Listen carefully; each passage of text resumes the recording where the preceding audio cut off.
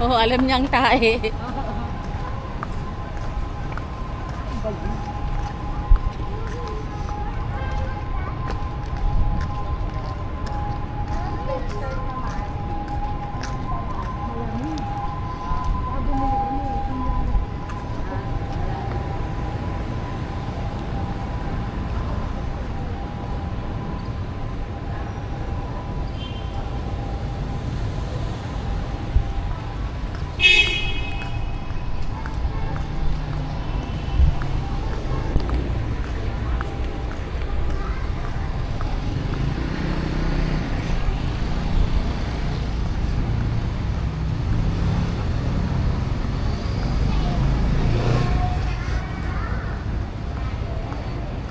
So yan, magandang gabi sa inyong lahat guys. Tayo ay nagbablog. Tapos gamit natin yung Osmo Pocket Osmo Pocket 4 guys. May nagpahiram sa akin dito sa Vietnam guys.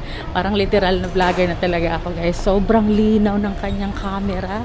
Pinahiram niya ako guys. So yung ating mga i-upload mamaya na video is gamit yung ating Osmo Pocket 4 guys. Sobrang ganda oh. Sana makabili na ako ng ganito. Ayan guys, so mayroong mabait na nagba-vlogger din dito sa Vietnam. Tapos pinahiram niya sa akin yung Osmo 4 niya.